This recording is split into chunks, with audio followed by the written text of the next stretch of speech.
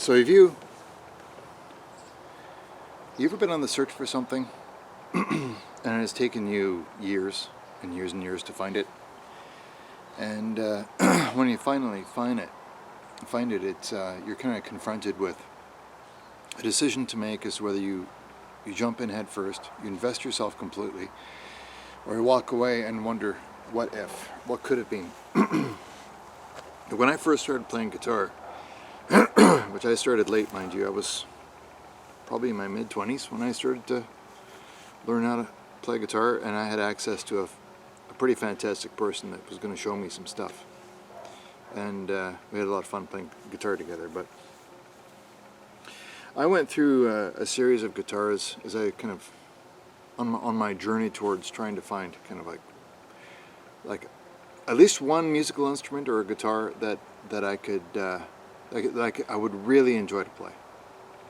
So kind of when you start that journey, you kind of start with your budget guitars with plywood tops and whatnot, and you kind of slowly start making your way,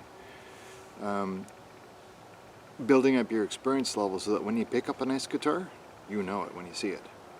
I mean, knowing, like I'm out in the sun right now, but knowing what to look for in the construction of a guitar, you know, being able to examine the neck, looking down the body, examining the neck. Is it bent, or is it twisted, or is it popped out, or is it straight like an arrow like this one? And look at the height of the strings above the frets. Look at the quality of the materials to examine the saddle, see if it's lifting. You know, this kind of thing. What is this? What is the saddle and the nut made out of? Is it bone, or is it plastic, or is it a one-piece or a two-piece neck? Is it a plywood top, or is it a solid spruce or a cedar top? You know, what are the sides made of? In this case, rosewood, and a one-piece mahogany neck. What is the fingerboard constructed of? So this is the materials, right? Most of them are rosewood now, or have been ebonized rosewood to make it look like it's made of ebony. When this is an ebony fingerboard, ebony saddle, and it's beautiful. It's a Morgan guitar. Now I had gone through the. I mean, I purchased a La Patrie. Like in Canada, we make a lot of guitars here. Okay, some of them are good, some of them aren't. And so I kind of went on this journey of starting to play. I don't know why, I just was specifically kind of choosing Canadian guitars to purchase. But I was. La Patrie was my first classical guitar. It was okay, but the neck started to move on me. Simon & Patrick, had some fun with those. Own a few Yamaha guitars for sure. Played a Norman guitar, a few Norman guitars. Kind of, I put Simon & Patrick and Norman pretty much in the same box for their kind of guitars. And played some Seagull and Prince George. They're all right, but they're heavy. Lots of maple on a bunch of those guitars. And played a Godin, which was really nice. Highly electrified classical guitar, and it had kind of a body shape of a Telecaster. Really cool guitar. And Larvé, I played Larvé down. Usually you go to these stores, these big metropolitan centers, and you go to the stores, you might see a Larvé there. And so I kind of started to build this kind of experience base, playing different kind of guitars, and okay, I'm certain this particular brand is starting to draw me in that direction for these reasons. And I was quite fond of Larvé. But in 1999, yeah, it was 1999. It was the spring of 1999. How long was that now? That was a long time ago. I'd believe 19 years ago, something like that. Anyway, I was in Smithers at their music store, just a small little store, and there was one guitar there called a Morgan guitar. And I saw it and said, "Hey, can I try that guitar, please?" Went off into a corner and just played one chord. And the volume, and the clarity, and the sustain of that chord. I mean, it's still, you can't hear it, but I can still hear it.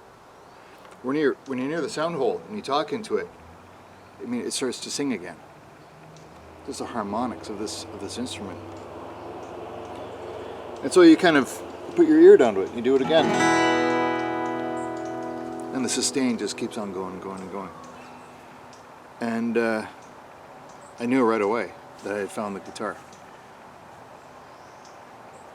So I bought it, and in 1999 I paid $2,500 for this guitar with case. That was a tremendous amount of money, and I knew nothing about Morgan guitars. It was a total gamble. All I had to go on was its performance and its sound and the quality of the sound. You know, I had been through all of those different budget guitars. I finally found one, and I was ready to invest in it. Didn't exactly have all of the money at the time, but because that's a tremendous amount of money, $19.99. But I purchased it anyway. I was that convinced. And you know, honestly, I haven't really seen another Morgan guitar. It was the first Morgan guitar I'd ever seen, and I've never seen another one sold in any retailing store in northern BC. And I've often wondered why. Because they're just fantastic. Now I'm a little bit, I always worry because you see different guitars being made where they come across something that just works. They come across a design or a team of men and women that are constructing these luthiers that are building these guitars, and they just do it right. And so that brand or that model starts to develop a reputation for excellence. Like a buddy of mine owned a Yamaha L15.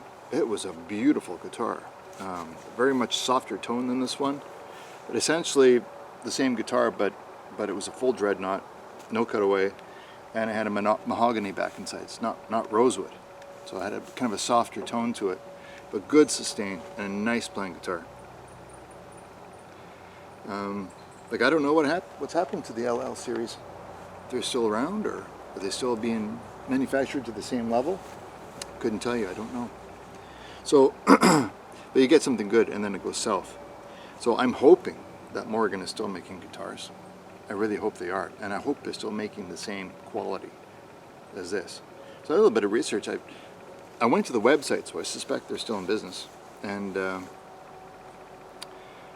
I looked at some of the history for this David Iannone, I think is, sorry sir if I pronounced your name wrong, but kind of the different people you meet along your career who influence you and kind of hand you the sacred knowledge, as it were, of being a luthier that manufactures guitars. And just kind of the ancestry, the lineage of the different personalities and individuals, from Jose Ramirez in Spain all the way down to Larve and his student David Iannone, and I really apologize if I'm pronouncing your surname wrong. But in 1985 he started constructing guitars, and in 1999 is when I found this one. I have sent it back for one small repair, but it was fully done, and very, very quickly it was repaired straight down at the factory, straight back to me. No middle people, right? I'm not doing this through the store. I'm dealing with the company. That's how I did it back then. I hope they're still doing it that way, because that was great. And just a beautiful guitar, and I've never seen another one like it. And in fact, I've liked this guitar so much as the primary player that I used to have a collection of guitars. I've sold all of my electric guitars, all of my amplifiers. Now I just have this. That's all I play, because I don't want to play anything else. I just want to play this guitar. So if you look at it from kind of an economy of scale, I spent $2,500 to acquire this guitar, and it's all I ever play because I love playing it so much. That's what a person needs who wants to further their music, is a musical instrument like that. I own one other guitar. It's a Yamaha Grand Concert 85, I want to say. I don't know how old it is, but it's a beautiful guitar. Rosewood back and sides, mahogany neck, ebony fingerboard and saddle, and western red cedar top. But this here, that guitar is for a different reason. This guitar is for, you can do finger picking, you can do strumming, it doesn't matter. plays it all beautifully, and I love it. I'm going to restring it here today and do some more guitar playing. Hope you guys are doing great. Cheers, and as always.